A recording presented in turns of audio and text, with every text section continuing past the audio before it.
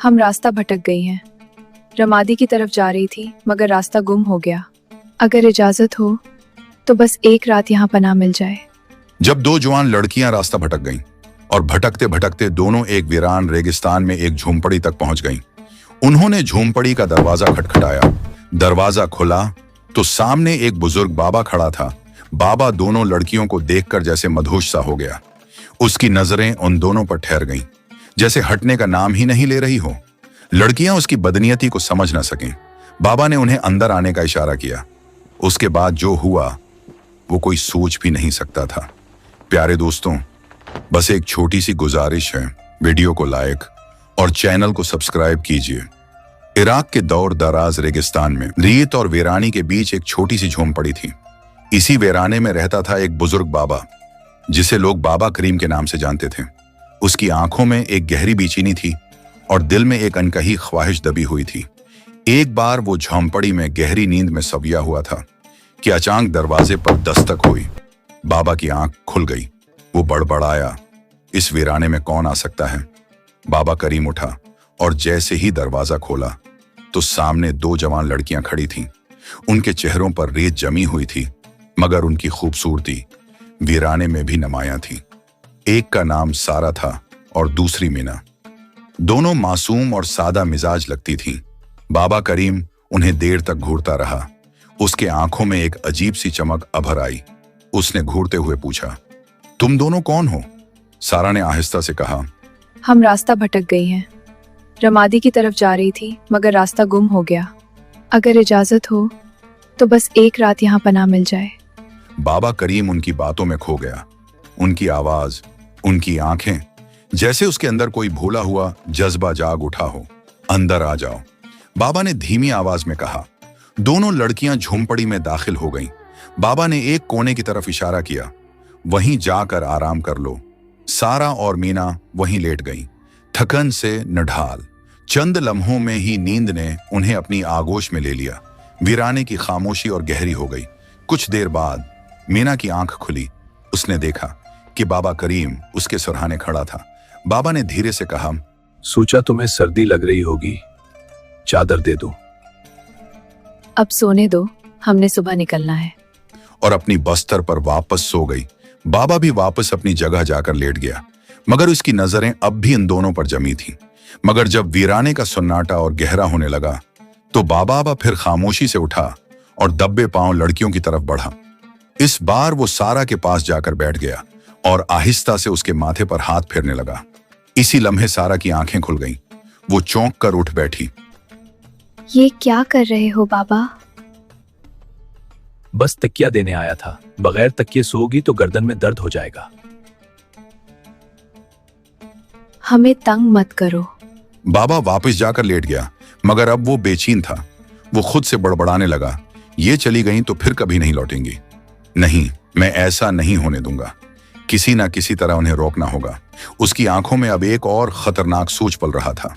सुबह सारा और मीना उठे और बाबा से कहा, बाबा हम अब जाना चाहती हैं, क्या कोई इंतजाम हो सकता है? रमादी बहुत दूर है, रास्ते महफूज नहीं। तुम दोनों अभी जवान हो, अकेली मत जाओ। नहीं बाबा, हमें जाना है। इतने वीरान रेगिस्तान में तुम दोनों जवान लड़कियां अकेली कहां जाओगी? तुम ऐसा करो, आज यहां रोक जाओ। कल यहां से एक काफिला गुजरेगा, उसके साथ चली जाना। बाबा करीम की बात सुनकर सारा और मीना को कुछ इत्मीनान हुआ। चलो, हम काफिले के साथ निकल जाएंगी, सारा ने मीना की तरफ देखकर कहा।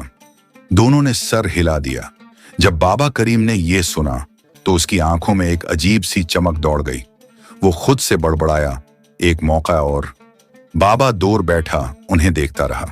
उसकी आंखों की गहराई और भी स्याह हो चुकी थी। वो निगाहें अब सिर्फ देखने की नहीं थीं, उनमें कोई दबी हुई भूख थी, कोई पुरानी प्यास। वीराने की खामोशी फिर गहरी होने लगी। सारा और मीना दोबारा अपने बस्तर पर लेट गईं। बाबा भी अपने बस्तर पर लेटा था, मगर उसकी आंखों से नींद गायब थी। उसकी नजरें झोंपड़ी के उस कोने पर जमी थीं जहां लड़कियां सो रही थीं। सांसें तेज थीं और दिल की धड़कन बेकाबू। आहिस्ता आहिस्ता वो उठा और दब्बे पांव उसके तरफ बढ़ा। पहले वो सारा के पास बैठा और नरमी से उसके बाल सहलाने लगा। सारा हल्की सी हल्ली। बाबा घबरा गया कि कहीं जाग न जाए। वो फौरन वहां से उठा और मीना के पास आ गया। उसने मीना का हाथ अपने हाथों में लिया और देर तक उसके चेहरे को देखता रहा। अब उसकी आंखों में सिर्फ तमन्ना नहीं बल्कि एक अजीब सी हौस और बेबसी थी। अचानक मीना की आंखें खुल गईं। तुम, वो चीख पड़ी। बाबा ने फौरन उसके मुंह पर हाथ रख दिया। शिश, आवाज मत करो। फिर वो पीछे हटता हुआ अपनी जगह जाकर लेट गया, जैसे कुछ हुआ ही ना हो। मीना कांप रही थी। वो खामोश बस्तर पर लेटी रही, मगर उसके जिहन में एक ही सवाल गूंज रहा था। ये बाबा मेरे पास क्यों आया था? ये क्या चाहता है? उसके इरादे ठीक नहीं। सुबह लड़कियों उठें और बाबा करीम के पास आए। क्या काफला आ गया? सारा ने पूछा। बाबा ने चंद लम्हे उन्हें देखा, फिर धीमी आवाज में बोला, अभी नहीं आया। दोनों चौंक गईं। लेकिन आपने कहा था कि आ जाएगा, मीना बोली। बाबा ने गला साफ करते हुए कहा, आना तो था, शायद कल आ जाए। दोनों एक दूसरे को देखने लगे। चेहरे पर साफ तशवीश थी। मीना ने आहिस्ता सारा से कहा, उसकी निगाहें ठीक नहीं, मुझे डर लग रहा है। और धीरे से कहा, वो रात को मेरे पास आया था, मुझे छूने की कोशिश कर रहा था। सारा लर्ज गई। उसने मेरे साथ भी यही किया था, मीना बोली। बस अब हम यहां किसी हाल में नहीं रखेंगी। जब लड़कियां जाने की तैयारी कर रही थीं, तो बाबा खुद उनके पास आ गया और बोला, काफला अभी नहीं आएगा, तुम आज भी रोक जाओ। इस बार सारा चल्ला उठी। नहीं बाबा, अब और नहीं, हम जा रहे हैं। बाबा एक कदम और करीब आ गया। ये रेगिस्तान है, तुम दोनों अकेली कहां जाओगी? अब दोनों को पूरा यकीन हो चुका था, ये बाबा उनकी मदद नहीं, उनकी कैद बन चुका था। मीना अब गुस्से से कांप रही थी। हमें पहले ही पता था कोई काफला नहीं आने वाला। सारा तकते हुए कहा, तुम हमें किसी और मकसद से रोक रहे हो। अब हमें सब समझ आ गया है। उसने मीना का हाथ पकड़ा। चलो यहां से चलते हैं अभी। बाबा करीम अचानक सामने आ खड़ा हुआ। तुम यहां से नहीं जा सकती, उसने सख्ती से कहा। रास्ते से हट जाओ, वरना हम जोर से चलाएंगी, मीना ने धमकी दी। बाबा ने नर्म आवाज में कहा, इस वीराने में तुम्हारी आवाज सुनने वाला कोई नहीं है। सारा की आंखों में आंसू और गुस्सा एक साथ चमकने लगे। तुम हमारे बाप की उम्र के हो, कोई तो शर्म करो, कोई तो लिहाज रखो। बाबा की आवाज अब गंभीर हो गई। जैसा देख रहा है वैसा नहीं है। तुम जिसको तलाशते हुए रमादी जा रही हो, क्या पता वो यहीं कहीं हो। सारा और मीना चौंक उठे। तुम्हें कैसे मालूम कि हम किसी को ढूंढ रही हैं? मीना ने सवाल किया। बाबा ने आंखें झुका लें और कहा, यह बात मैं अभी नहीं बता सकता, मगर अगर तुम आज की रात यहीं रोक जाओ तो ये तुम्हारे हक में होगा। अब की बार लड़कियां डरी नहीं थीं, बल्कि उनके अंदर गुस्सा भर गया था। फिर वही चाल देखकर सारा बदबदाई, इस बूढ़े आदमी को आखिर क्या हो गया है, क्यों बार बार रोक रहा है? बाबा फिर बोला, बस एक रात और, कल सुबह तुम्हारे हर सवाल का जवाब मिलेगा। शायद तुम्हें रमादी जाने की जरूरत ही न पड़े। अब दोनों लड़कियां उलझन में थीं। ये कैसे जानता है कि हम किसे को ढूंढ रही हैं? क्या ये सिर्फ एक भोड़ा बाबा है या कुछ और? अब उनका भरोसा पूरी तरह टूट चुका था। सारा ने बाबा को जोर से धुका दिया और मीना का हाथ पकड़कर बाबा उनके पीछे भागा।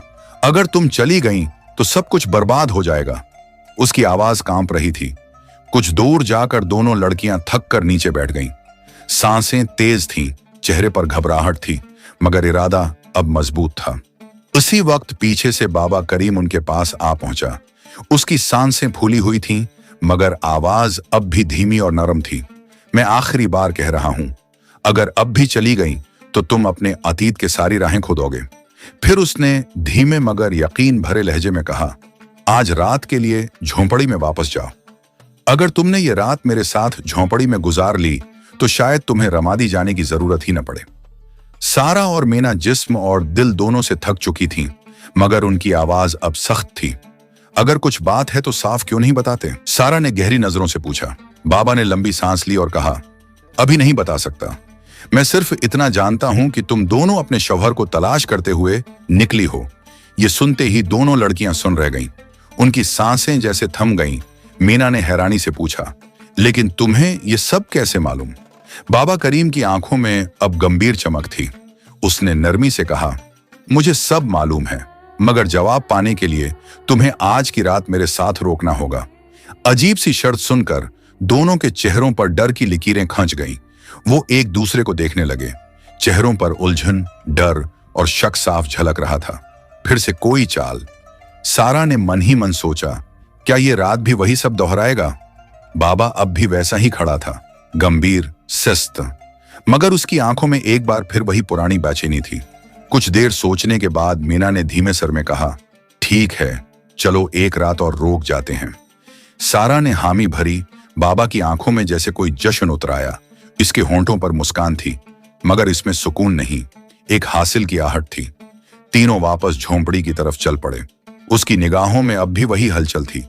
मन ही मन वो खुद से कहा, आज की रात कितनी मुश्किल से आई है, मैं उन्हें यूं ही जाने नहीं दूंगा। रात उतर आई। सारा और मीना पहले से भी ज्यादा होशियार थीं। बस्तर पर लेटियों जरूर थीं, मगर आंखें खुली थीं। हर आहट पर ध्यान, हर परछाएं पर नजर। बाबा करीम अपनी जगह लेटा हुआ था, मगर उसकी नजरें अब भी इन दोनों पर थीं। जब रात का आखिरी पहर आया और बाबा को लगा कि अब नींद ने लड़कियों को अपनी आगोश में ले लिया है, वो धीरे से उठा। पहले मीना के पास गया, उसके पास बैठा और बहुत नरमी से उसका हाथ थामकर देर तक उसे देखता रहा।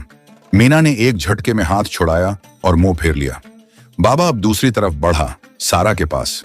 वो उसके पास बैठ गया, उसे देर तक देखता रहा और फिर उसके माथे पर एक नर्म सा बोसा दे दिया। सारा घबरा गई। उसने क्रोट ली और मुंह नीचे कर लिया, मगर कुछ बोली नहीं। बाबा चुपचाप उठा और वापस जाकर अपने बस्तर पर लेट गया।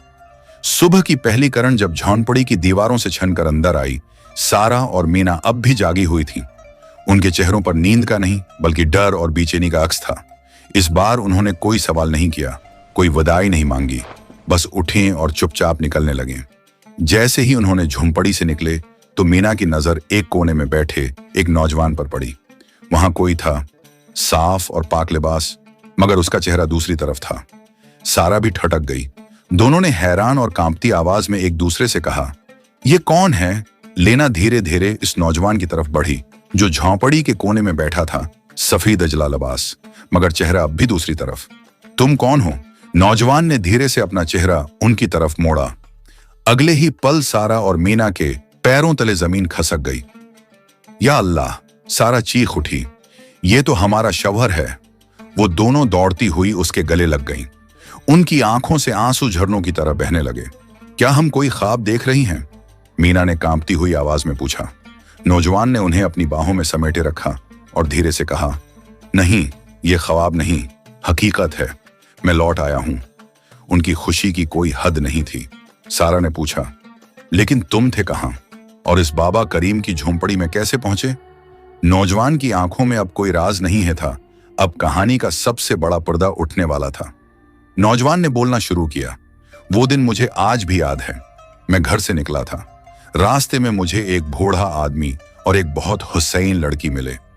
बूढ़ा बिल्कुल बाबा करीम जैसा था और वो लड़की इतनी दलक्ष, जैसे किसी दूसरी दुनिया की परी हो। मैंने मजाक में कहा, ऐसी हुसैन लड़की ने उस बड़े से शादी क्यों की? तुम्हें तो किसी जवान के साथ होना चाहिए। मगर मैंने नहीं जाना वो लड़की इंसान नहीं थी, इसमें कोई कुदरती राज छिपा था। उसने मेरी तरफ देखा, कुछ बदबदाई और मुझ पर फूंक मारी। अगले ही पल में उसी बूढ़े की शक्ल में बदल गया और इस मेरी सूरत उसकी हो गई। ये तेरी सजा है, अब तो सारी उम्र रेगिस्तान के झोंपड़ी में ही रहेगा। लेकिन उसने एक उम्मीद भी छोड़ी, अगर तुम्हारे बीवियां तुझे तलाशते हुए उस वीराने तक पहुंचे और तेरे साथ वक्त गुजारें, तुझे पहचाने बगैर, तो तुम अपनी असलियत में लौट सकेगा। मगर एक और शर्त थी, मैं खुद कभी अपनी पहचान नहीं बता सकता। मीना की आवाज अब कांप रही थी। तो क्या वे बाबा करीम तुम ही थे? नौजवान ने सिर झुकाकर धीरे से कहा, हाँ, मैं ही था। उन्हें गले लगाते हुए बोले, हमें माफ कर दो, हम तुम्हें पहचान ही नहीं सके। नौजवान ने मुस्कुराते हुए उनको गले लगाते हुए कहा, उसमें तुम्हारा कोई कसूर नहीं। तुम्हारा दिल सच्चा दो था, नीयत पाक थी और यही सच्चाई मेरी सजा को तोड़ गई। चलो घर चलते हैं।